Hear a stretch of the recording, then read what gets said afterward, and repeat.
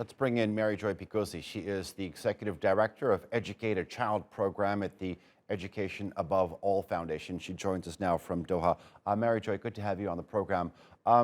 Education in its usual and formal way has observed a huge change, a huge gap in the past 2 years. As the theme is this year, how is the course of education going to change? How should we be looking at it from a transformation way? Thank you for that question, and thank you for having me. I think that one of the things we know from our work here with the Education Above All Foundation, and we knew this actually before the pandemic, was that education really has to change. It has to reach out and meet the children and the learners where they are, rather than expecting every child to be in lockstep with a preconceived way of providing education. What we see from the numbers is this doesn't reach everybody, and therefore it violates the rights of a large number of children. And this has roll-on effects across the generations in terms of income, poverty, and equity.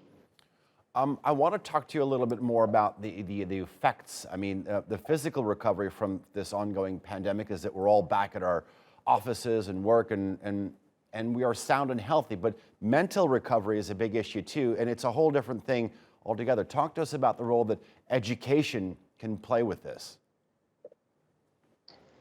Well, I think that one of the things that the pandemic told us was that education is not just about reading, writing, and arithmetic.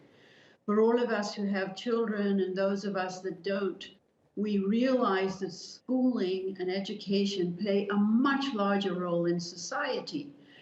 This is a role that is quite comprehensive and quite complicated, and a large portion of that is actually in relation to the development of social abilities and social skills. So what we have learned is that education has always addressed these areas, maybe not as well as it could or should, but certainly we've never given education the resources it needs to also take on these responsibilities. So one of the things we did learn in the pandemic is that education is critical, and it is so much broader than reading, writing, and arithmetic. But from some of our work, we also discovered some of the innovation and creativity that people put together as a result of school closures to enable children to continue to learn in positive ways and to continue to develop those skills and abilities that are required for the rest of our lives. Social skills, social ability is certainly very important, but it's very difficult for children who are trapped in conflict zones. I mean, besides the hundreds of millions of children that have difficulty with reading and basic arithmetic, I was reading in the UN's report, you have millions of children and youth refugees that are out of school, and education is especially important for them in order for them to not be radicalized. You are absolutely right. Education is critical for those that have really been affected by conflict and other kinds of crises. They are often displaced for years at a time, and so there's a real need for catch-up programs.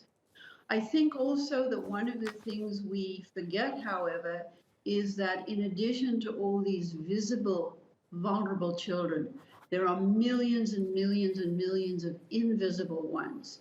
These are the little girls who work in households starting at age 4. These are the little boys who have to do agricultural work, maybe out for days herding goats, starting at age 5, 6, and 7. So I think that, yes, the crisis of emergencies is critical and what that does to children's education, but unfortunately, that's just a piece of it. It's a much bigger crisis. So there is this need to address and certainly prevent wars and protect children during wars, but we also need to think about the actual day-to-day children, well, the day-to-day problems that children face that we don't see. So together, that pretty much doubles the size of the population that we should be worried about. Yeah. All right. Joy Pigozz, thank you very much for joining us here on the NewsHour. I do appreciate it. Thank you.